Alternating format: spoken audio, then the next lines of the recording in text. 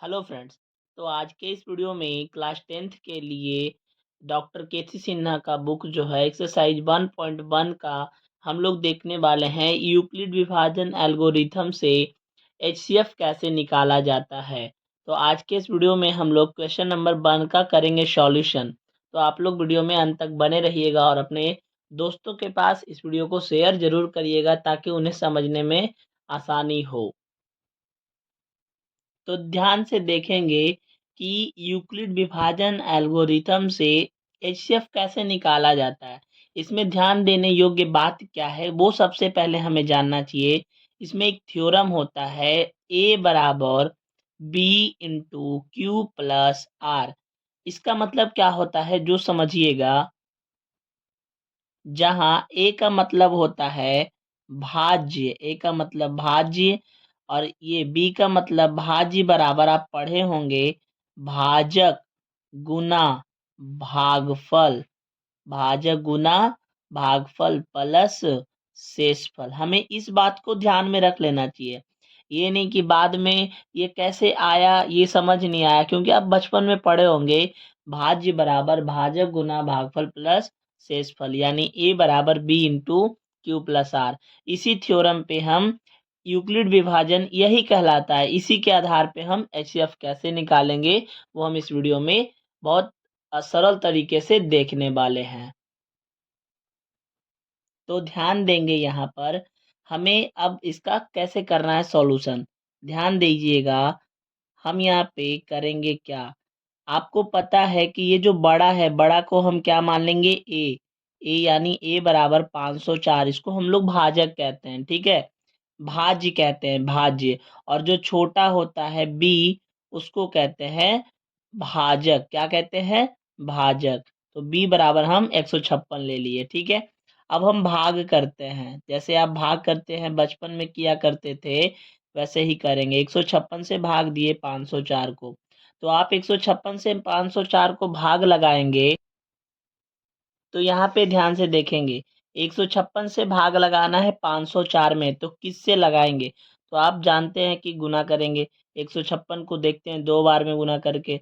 6 दूनी 12, 5 दूनी 10 और 1 11, 2 एकम 2 और 1 3, 312। बिल्कुल नहीं, अभी और देखते हैं करके।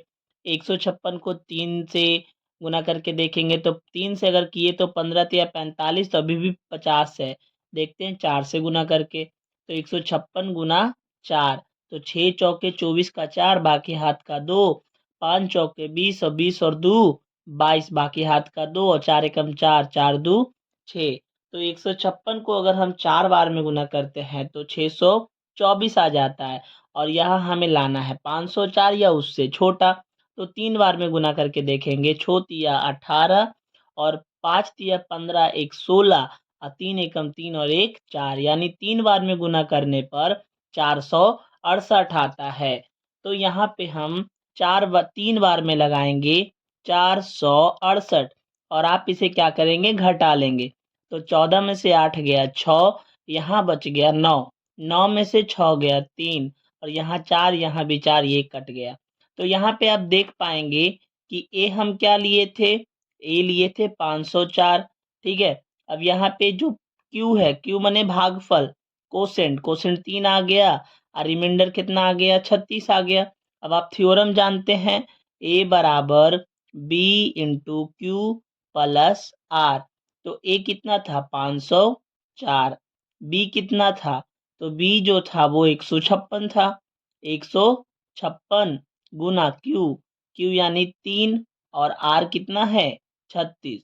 तो आप यहाँ देखेंगे कि आर जो है वो 36, जो आर बराबर जो 36 है वो क्या 0 के बराबर है? नहीं। तो हम जब तक यहाँ आर बराबर 0 नहीं आ जाए ना तब तक हम आगे बढ़ते चलेंगे। तो अगला स्टेप देखिए। तो यहाँ पे अब क्या करेंगे, ये जो हमारा बना क्या 156, इस 156 को अब हम ए मान लेंगे, यानी कि भाज्य मान लेंगे ए बराबर 156।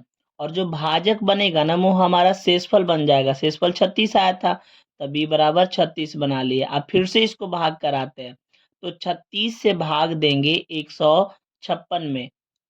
तो 156 में जब भाग दीजिएगा तो गुना करेंगे आप 36 को कि 156 आ जाए या तो उससे कम आ जाए। तो 2 बार में देखेंगे तो 72 आता है। 36 को 3 बार में गुना करते हैं तो छो तिया 18 और 3 तिया 9, 9 और 1 10, 108 आता है। 36 को 4 बार में गुना करके देखिए तो 6 चौके 24 का 4 बाकी हाथ का 2 और 4 तिया 12, 12 2 14, 144 आता है। 5 बार में देखेंगे तो 6 पच्चे 30 और 5 तिया 15, 15 3 18 यानी 5 बार में 180 और 4 बार में 144 आता है। तो यहाँ पे हम 4 बार में ही लगाएंगे। कितना? 144। फिर इसको घटाइएगा। 6 में से 4 गया 2, 5 में से 4 गया 1 और 1 में से 1 गया कटकुट। तो यहाँ पे आप देख पाएंगे कि हमने a बराबर 156 लिया और ये बी बराबर तो ये था, क्यू हमारा 4 आ गया, आर हो गया रिमाइंडर।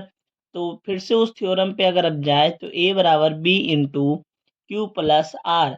ए बराबर था 156 और बी कितना था? 36 था और क्यू मने कोसेंट, कोसेंट मने भागफल 4 आया और प्लस शेषफल हो गया 12।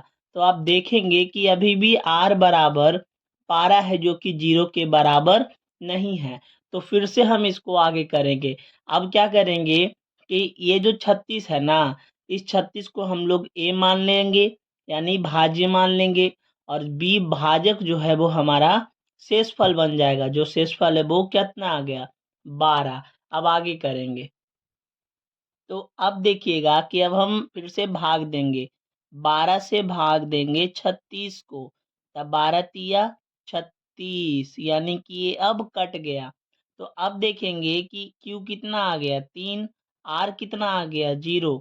तो जैसे ही R बराबर 0 आता है ना, इसका आंसर हो जाता है। यानी कि HCF कितना आ गया आप लोग जल्दी से बताएंगे। इसका जो HCF आ गया वो कितना आ गया? 12। तो यही था यूक्लिड विभाजन एल्गोरिथम। आप लोगों को ये समझ में आया कि नहीं? आप लोग कमेंट में जरूर बताएंगे। तो आज के लिए इस वीडियो में इतना ही, फिर मिलते हैं आपसे नेक्स्ट सॉल्यूशन के साथ। धन्यवाद।